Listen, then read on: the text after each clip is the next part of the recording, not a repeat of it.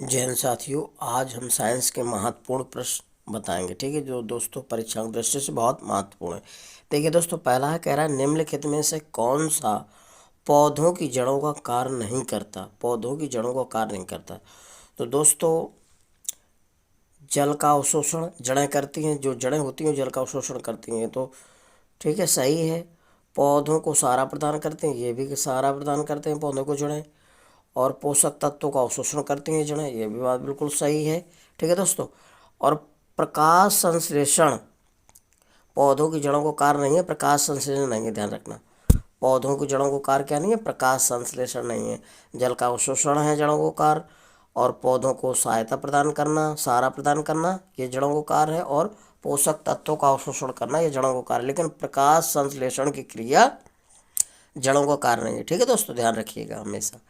अगला है, अधोलिखित में से कौन सा पृथ्वी के कार्बन चक्र में कार्बन डाइऑक्साइड की मात्रा को नहीं बढ़ाता।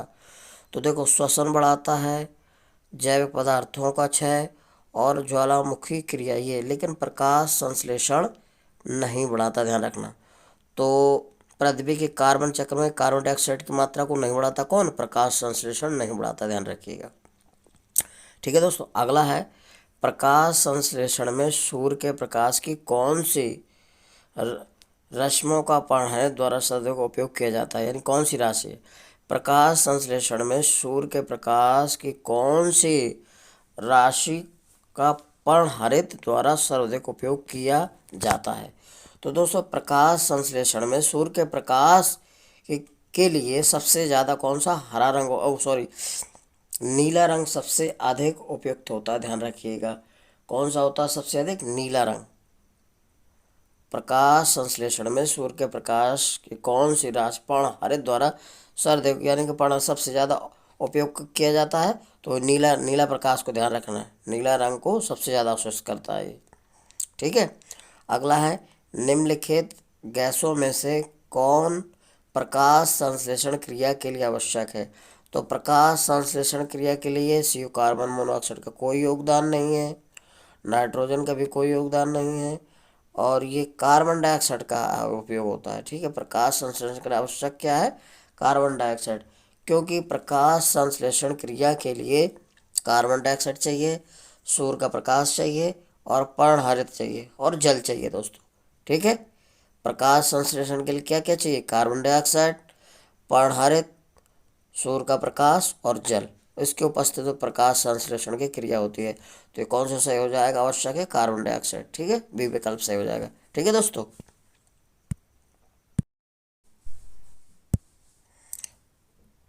अगला है साथियों, प्रकाश संश्लेषण में पौधों द्वारा निम्न में से कौन सी गैस उपयोग की जाती है।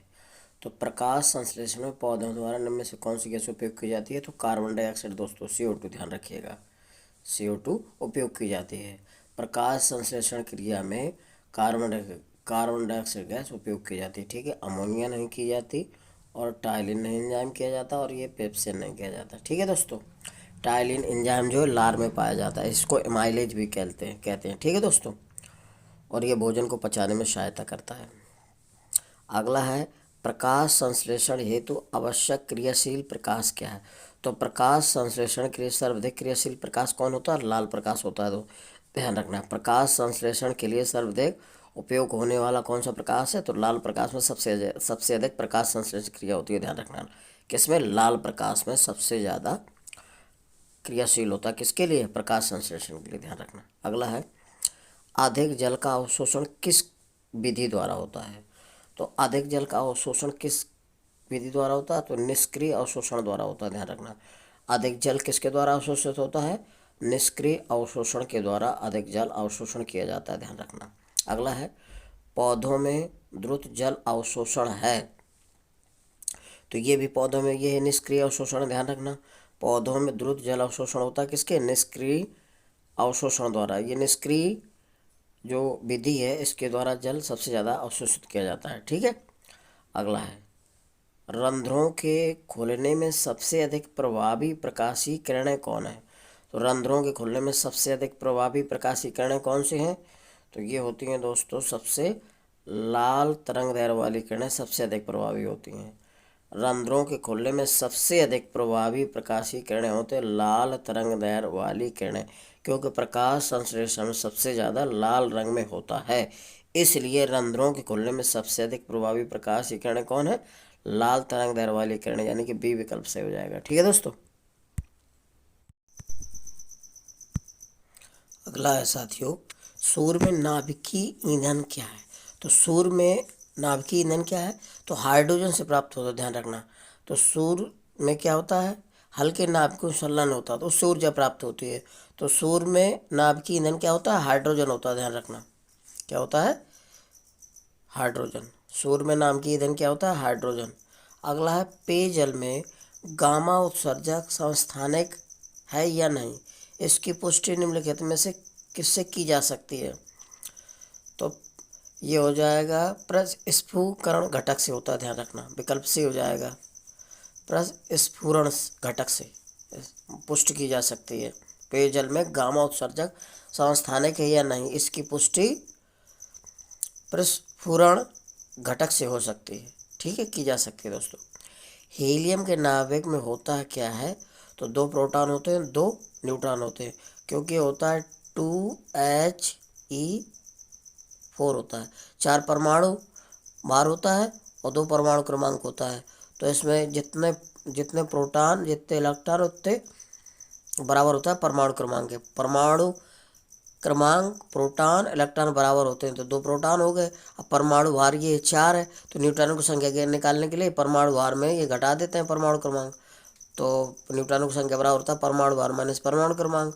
तो 2 प्रोटॉन 2 न्यूट्रॉन आ जाएंगे, यानी कि विकल्प सी हो जाएगा। ठीक है दोस्तों। अगला है, न्यूक्लियर रिएक्टर में मॉडरेटर का कार्य होता है।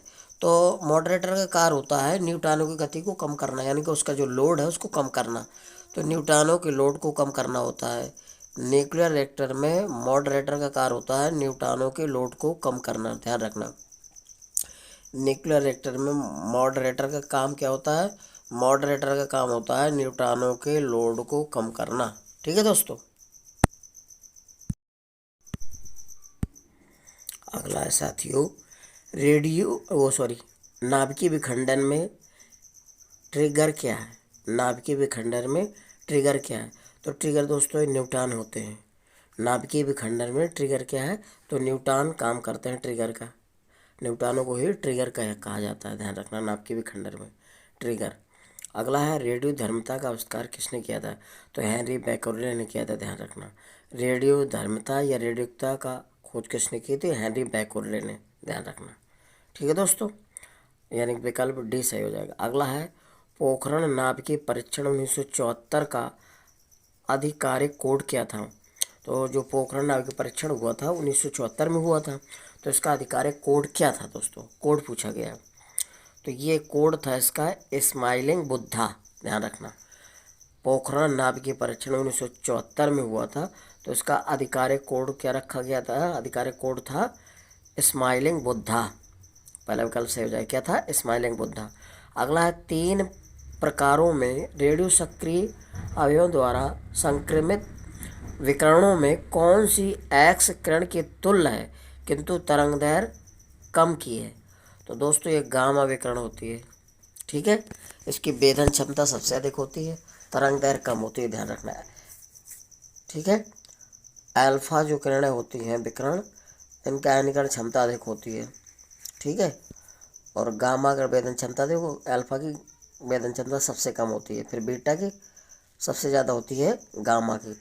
तो किंतु कम तरंगदैर्घ्य वाला कौन सा हो जाएगा? गामा विकिरण। ठीक है दोस्तों, ऐसे ऐसे गामा से प्रदर्शित करते हैं। ठीक है दोस्तों।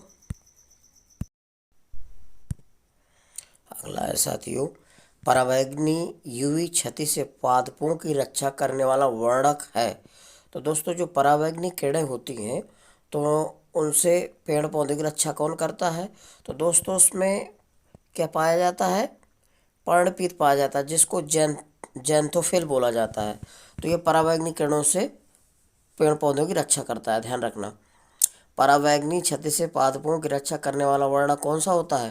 पर्णपीत, इसी को बोला जाता है जैंथोफिल। ठीक है दोस्तों, जो पराबैंगनी किरणों से पादपों की रक्षा करने वाला वर्णा का नाम होता है पर्णपीत, या इसी को बोला जाता है जैंथोफिल। तो पहला विकल्प सही हो जाएगा। ठीक है दोस्तों, अगला है क्लोरोफिल का खनिज घटक क्या है।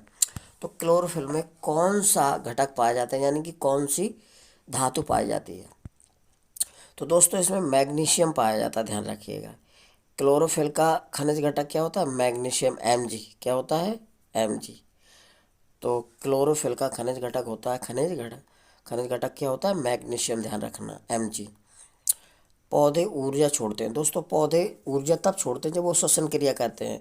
तो श्वसन क्रिया के दौरान पौधों से ऊर्जा निकलती है, यानी कि ऊर्जा छोड़ते हैं, ध्यान रखना। जब पौधे श्वसन क्रिया करते हैं तभी ऊर्जा छोड़ते हैं, यानी कि ऊर्जा निकालते हैं। ध्यान रखना कौन सा हो जाएगा, श्वसन क्रिया में। जब पौधे श्वसन क्रिया करते हैं तब ऊर्जा छोड़ते हैं, ध्यान रखना, श्वसन क्रिया में पौधे, ध्यान रखिए। अगला है, कौन सा पदार्थ पौधों के लिए एक सूक्ष्म पोषक तत्व होता है, यानी कि कौन सा पदार्थ पौधों के लिए जो कम मात्रा में ज़रूरत है उसको सूक्ष्म पोषक तत्व होता है। तो कार्बन तो ज़्यादा होता है, ऑक्सीजन चाहिए ज़्यादा, नाइट्रोजन है, क्योंकि पौधे नाइट्रोजन को सीधे नहीं लेते, ये नाइट्राइट या नाइट्रेट के रूप में पौधे नाइट्रोजन को ग्रहण करते हैं। ठीक है, तो एक सूक्ष्म पोषक तत्व ये बोरान है दोस्तों, डी विकल्प से हो जाएगा। एक सूक्ष्म पोषक तत्व बोरान की आवश्यकता होती है, इसको कम मात्रा में चाहिए। ठीक है दोस्तों, तो बोरान हो जाएगा। एक सूक्ष्म पोषक तत्व कौन सा होगा पौधों के लिए, बोरान। अगला है, प्रकाश संश्लेषण की क्रिया लगभग उल्टी प्रक्रिया है। प्रकाश संश्लेषण की क्रिया लगभग उल्टी प्रक्रिया है, तो कौन सी है। स्टार्च का पाचन, ये तो है नहीं है। लोहे पर जंग लगना है, और फलों का पकना, और लकड़ी का जलना। तो ये दोस्तों लकड़ी का जलना है। ठीक है, एक लकड़ी जलना रासायनिक परिवर्तन है। तो प्रकाश संश्लेषण की लगभग उल्टी प्रक्रिया में लकड़ी का जलना आता है, क्योंकि पेड़ पौधों में ही प्रकाश संश्लेषण की क्रिया होती है, ना कि लोहे में होती है, और ना स्टार्च का पाचन, और ना फलों का पकना। ठीक है, तो सिर्फ लकड़ी का जो जलना है वो प्रकाश संश्लेषण की लगभग उल्टी प्रक्रिया है, क्योंकि पौधों में ही क्या होता है, प्रकाशन से। तो ये उल्टी प्रक्रिया, ध्यान रखिएगा। अगला प्रश्न साथियों, MRI मशीन में निम्न में से किसका प्रयोग किया जाता है। MRI मशीन में किसका प्रयोग किया जाता है। तो इसमें दोस्तों चुंबकीय तरंगों का प्रयोग किया जाता है, ध्यान रखना। MRI जो है जैसे CT स्कैन होती है, ऐसे MRI होती है, एक मशीन होता है जो आंतरिक भागों की जांच करने के लिए किया जाता है। तो दोस्तों इसमें चुंबकीय तरंगों का प्रयोग किया जाता है। MRI मशीन में किसका प्रयोग किया जाता है, चुंबकीय तरंगों, डी विकल्प सही हो जाएगा। अगला है, प्रकाश निर्वात में भी चल सकता है, क्योंकि प्रकाश एक क्या होता है, चुंबकीय क्षेत्र है, चुंबकीय क्षेत्र है। तो इसलिए प्रकाश निर्वात में भी चल सकता है, क्योंकि प्रकाश संबंधित है किससे, चुंबकीय क्षेत्र से संबंधित, ध्यान रखना। प्रकाश क्या है, चुंबकीय क्षेत्र से संबंधित है, इसलिए निर्वात में भी चल सकता है। ठीक है, इसे किसी माध्यम की आवश्यकता नहीं होती है, ध्यान रखना दोस्तों। ठीक है, तो प्रकाश निर्वात में भी चल सकता है, क्योंकि प्रकाश संबंधित किसे, चुंबकीय क्षेत्र से। अगला है, ऐसी तरंगें जिनका ध्रुवीकरण नहीं हो सकता क्या कहलाती हैं। तो ऐसी तरंगें अनुदैर्ध्य तरंगें कहलाती हैं, ध्यान रखना। अनप्रस्थ तरंगों का ध्रुवीकरण हो जाता है, प्रकाश तरंग हो सकता है, विद्युत चुंबकीय तरंग हो सकता है, लेकिन अनुदैर्ध्य तरंगों का नहीं होता, ध्यान रखना।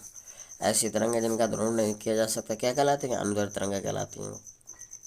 ध्वनि नहीं गुजर सकती है, तो जल में तो गुजर जाती है दोस्तों, क्योंकि आवाज़ आती है। स्टील में भी गुजर जाएगा, उसमें भी आवाज़ आती है। वायु से भी गुजर जाती है, इसमें भी गुजर जाती है, लेकिन निर्वात में नहीं गुजरती दोस्तों। ठीक है, किस में नहीं गुजरती, निर्वात में नहीं गुजरती। तो उसका डी विकल्प सही हो जाएगा। ध्वनि नहीं गुजर सकती किस में, निर्वात में नहीं गुजर सकती। ठीक है दोस्तों मेरे वीडियो को लाइक और सब्सक्राइब करो यदि मेरा वीडियो अच्छा लगता है। ठीक है दोस्तों, जय हिंद साथियों।